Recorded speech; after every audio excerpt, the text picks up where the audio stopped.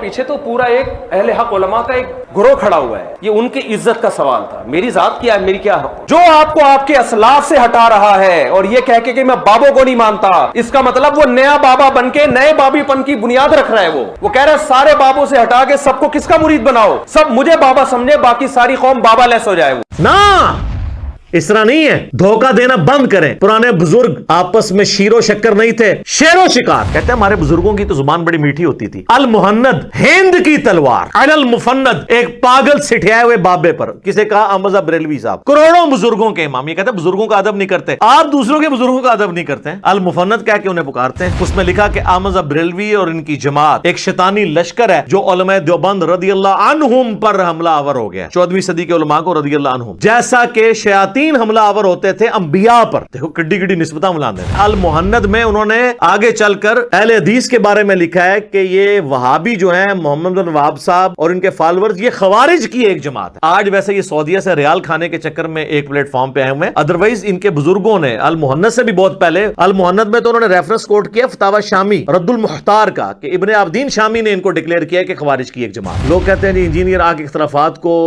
بھڑکاتا ہے. سر میں نے کہاں سے بھڑکایا, یہ تو سب کچھ آپ کے بزرگ کر کے گئے ہیں. پھر کہتے ہیں یہ گندی مکھی ہے, گند پہ بیٹھتی ہے. میں تیار ہوں جناب, بس صرف یہ بھی سال بتا دیں یہ گند پھیلایا کس نے تھا. آپ پورا جملہ کریں کہ انجینئر صاحب وہ گندی مکھی ہیں جو ہمارے بزرگ جن کو ہم رضی اللہ عنہم کہتے ہیں ان کے گند کو صاف کر رہے. تو میں گندی مکھی بننے کے لیے تیار ہوں. ہم یہ چیزیں ہائی لائٹ اس لیے کرتے ہیں کہ جب تک بابوں سے دستبردار نہیں ہوتے نا, اور کتابوں کے ساتھ نہیں جوڑتے, اور صرف ان بابوں سے جڑیں جو کتابوں کو حق مانتے ہوں, جن کتابوں کی بنیاد پہ انہوں نے عزت اویل کی تھی. یہ بزرگوں 1400 سال میں اور کسی کو دین سمجھ نہیں آیا. یہ کب ہم نے کہا ہے؟ ہم نے کہا 1400 سال سے جو دین آپ بتا رہے تھے نا کتابوں میں, وہ جو آپ کو کتابیں دیتے رہے نا, وہ خود بھی اس پہ عمل نہیں کرتے. میرا مقصد ان باتوں کو کر کے فرقہ واریت کو اجاگر کرنا نہیں ہوتا, بلکہ فرقہ واریت کو ننگا کرنا ہوتا ہے. اگر یہ باتیں اچھالنے کے بعد میں یہ کہوں نا یہ سارے کافر ہیں, پھر تو آپ کے اس نے فرقہ واریت کر رہا ہے. جب ان ساری باتوں کو ہائی لائٹ کرنے کے بعد میں آپ کو مرض کی تشخیص کر رہا ہوں کہ اصل مرض بابے ہیں, ان سے دستبردار ہوں, آپس میں ایک دوسرے کو مسلمان سمجھتے ہوئے علمی اختلاف کے ساتھ رہیں. یعنی وہی ہم نے عرض کیا کہ مرنے سے پہلے اے مسلمان کر لے اس پہ غور, کتابوں کا خدا اور ہے, بابوں کا خدا اور جب تو نے یہ غور کر لیا تو تیرے اندر سے آواز نکلے گی کیا کہ نہ میں بابی نہ میں بابی, میں ہوں مسلم علمی کتابی. جس طرح کی لینگویج اعلی حضرت نے حسام الحرمین میں دیوبندیوں کے بارے میں استعمال کی ہے, اور جس طرح کی جواباً المہند علی المفند کے اندر دیوبندیوں نے, خلیل احمد سہارنپوری نے اعلی حضرت اور ان کے فالوورز کے لیے استعمال کیا, میں نے تو اس طرح کی کوئی زبان استعمال بھی نہیں کی جو آپ کے بزرگوں کی زبان ہے. یہی مولانا صاحب مفتی صاحب کہتے تھے نا کہ جی وہ خام خواہ انجینئر اختلافات کو ہائی لائٹ کرتا ہے, ہمارے بزرگ تو آپس میں ان کے فروئی اختلافات تھے, کوئی اتنا بڑا مسئلہ نہیں, صدیوں سے یہ چلتے آ رہے ہیں. میں نے تو اپنی زندگی میں اب تک, حالانکہ میں تو درس نظامی میں نے پڑھا ہے, میں نے المہند المفند کا ہمیں تو پتہ بھی نہیں تھا اس میں کیا لکھا ہوا ہے. یہ قصے پرانے ہو چکے تھے, یہ بحثیں ختم ہو چکی تھی, نئے سرے سے ایک پرانے قصے اٹھا کے امت میں آگ لگا دینا. تو میں نے اس پہ کہا تھا نہ مزہ ہے نہ, کدے کدار بول دینی چاہیے تھی نہ, اس طرح نہیں ہے. دھوکہ دینا بند کریں. پرانے بزرگ آپس میں شیر و شکر نہیں تھے, شیر و شکار تھے. اور عرض کیا ہے پھر سے, اب لوگوں کو تو سن بھی یاد ہو گئے. ہاں جی, 1905 میں اعلی حضرت امام رضا بریلوی صاحب نے ایک کتاب لکھی حسام الحرمین, حرمین کی تلوار, اور انہوں نے کسی غیر مسلم پہ نہیں چلائی ہے, دیوبندیوں کے اوپر. اس میں انہوں نے 4 علماء دیوبند اور 5ویں غلام احمد قادیانی دجال کے اوپر کفر کا فتویٰ لگایا, اور بات کو کنکلوڈ کرتے ہوئے انہوں نے لکھا کہ یہ تمام علماء اور ان کے ماننے والے اور ان کے کفر میں شک کرنے والے بھی کافر ہیں, اس پہ اجماع ہے, یہ بالاجماع مرتد ہیں. یعنی بریلوی, یعنی اگر دیوبندیوں کے بارے میں بات کر رہے ہیں کہ جی اپنے بزرگوں کے بارے میں شک کرنے والے, ان کو تو یقین ہے کہ بزرگوں نے کچھ نہیں کیا, تو کروڑوں دیوبندیوں کو فارغ کر دیا احمد بریلوی صاحب نے. شیر و شکار, یہاں پہ یہ شیر تھے اور شکار تھے دیوبندی. اس کے جواب میں دیوبندیوں نے کتاب لکھی المہند علی المفند. کہتے ہیں ہمارے بزرگوں کی تو زبان بڑی میٹھی ہوتی تھی. المہند ہند کی تلوار, علی المفند ایک پاگل سٹھیائے ہوئے بابے پر. کسے کہا؟ احمد بریلوی صاحب. کروڑوں بزرگوں کے امام. یہ کہتے ہیں بزرگوں کا ادب نہیں کرتے, آپ دوسروں کے بزرگوں کا ادب نہیں کرتے ہیں. المفند کہہ کے انہیں پکارتے ہیں. اس میں لکھا کہ احمد بریلوی اور ان کی جماعت ایک شیطانی لشکر ہے جو علماء دیوبند رضی اللہ عنہم پر حملہ آور ہو گیا 14ویں صدی کے علماء کو رضی اللہ عنہم، جیسا کہ شیاطین حملہ آور ہوتے تھے انبیاء پر. دیکھو کڈی کڈی نسبتاں ملاندے نے. اور یہ صرف ان کا آپس کا مسئلہ نہیں ہے. المحند میں انہوں نے آگے چل کر اہل حدیث کے بارے میں لکھا ہے کہ یہ وہابی جو ہیں محمد بن وہاب صاحب اور ان کے فالورز، یہ خوارج کی ایک جماعت ہے.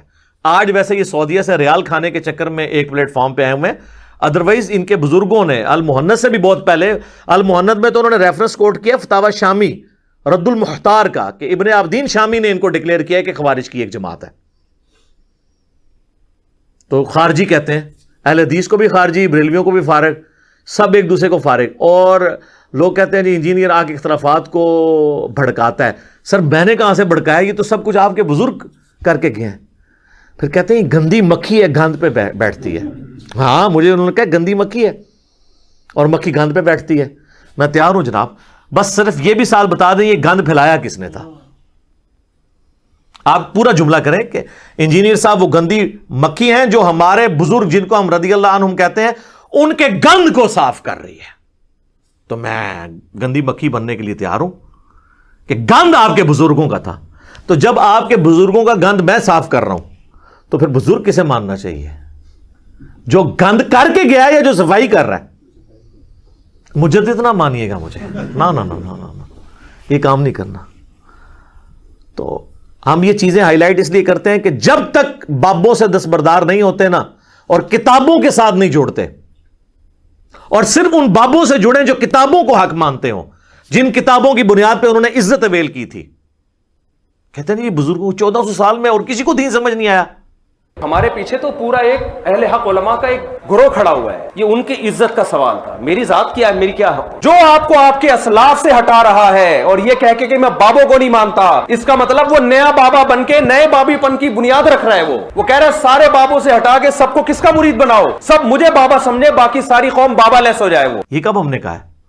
ہم نے کہا 1400 سال سے جو دین آپ بتا رہے تھے نا کتابوں میں، وہ جو آپ کو کتابیں دیتے رہے نا وہ خود بھی اس پہ عمل نہیں کرتے تھے. کہتے ہیں بزرگوں کی نسبت سے کتابیں آپ تک پہنچی ہیں تو ان کے بزرگوں نے چٹیے. تو سب تو پہلے تو میں پرنٹنگ پریس والوں کو چاٹوں گا نا، جن کی پرنٹنگ پریس پہ یہ قرآن اور بخاری مسلم چھپے ہوئے، وہ تو ہیں غیر مسلم گورے. کہیں گے نہیں وہ ٹرانسفر کیا ہے انہوں نے، آپ نے دیکھنا کتاب کے اندر کیا لکھا ہوا ہے. تو سر آپ کے بابوں نے بھی ٹرانسفر کیا ہے اگر وہ خود اس پہ عمل نہیں کرتے رہے. اور خود ہم یہ مانتے ہیں کہ بریلویوں کے بزرگ جو ہیں وہ قرآن و سنت پہ نہیں چلتے رہے، اور بریلوی آپ کے بزرگوں کے بارے میں مانتے ہیں کہ وہ قرآن و سنت پہ نہیں چلتے رہے. اسی طرح نا. تو جب اسی بات کو میں کمبائنڈ فارم میں کر دیتا ہوں تو مجھے کس چیز کی گالیاں؟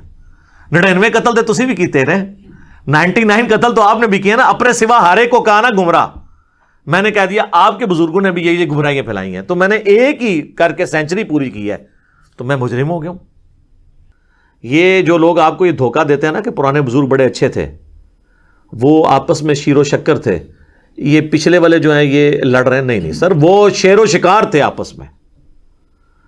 ان کے سب سے بڑے امام بریلویوں کے اعلی حضرت امام احمد رضا بریلوی المتوفا 1340 ہجری بمطابق 1921 جو ان کی ڈیتھ ہوئی ہے. آپ ذرا ان کے ملفوظات اعلی حضرت نکال کے دیکھ لیں. ان سے پوچھا گیا کہ اگر وہابیہ کی جماعت ہو رہی ہو تو اکیلے نماز پڑھی جائے یا اس امام کے پیچھے. اور احمد رضا بریلوی صاحب وہابیہ جو ہے نا وہ دیوبند اور اہل حدیث دونوں کو کہتے ہیں، ان کا کامن نام رکھا ہوا ہے.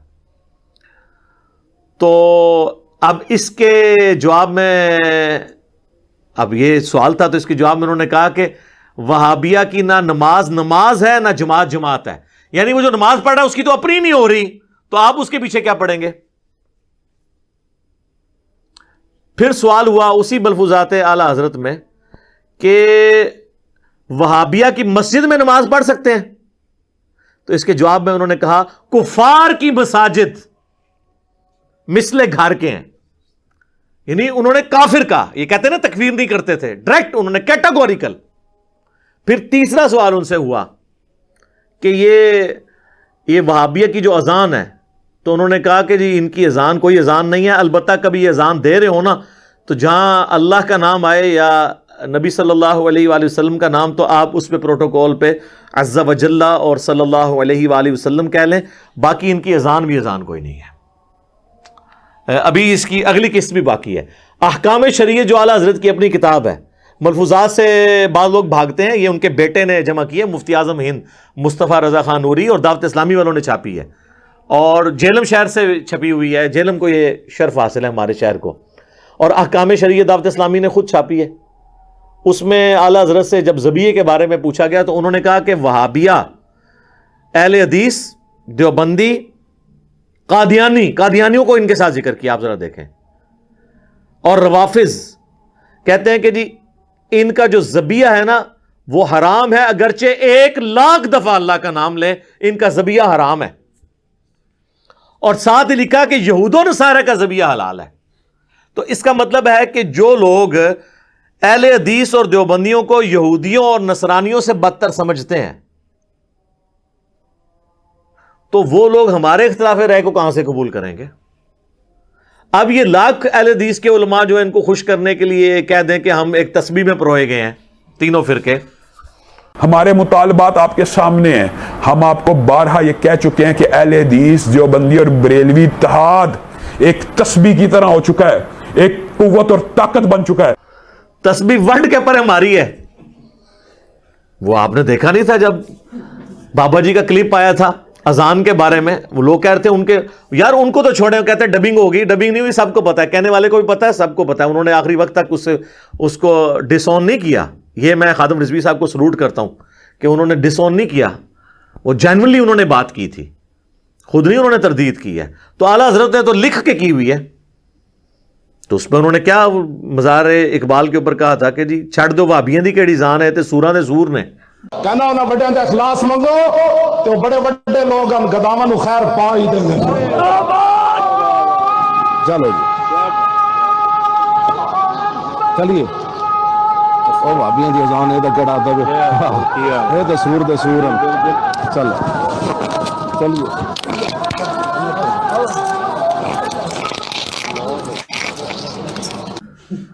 اور یہ میں بتاؤں اتنی موٹی گال یہ ہے کہ اگر آپ اس کی شرح بیان کریں نا،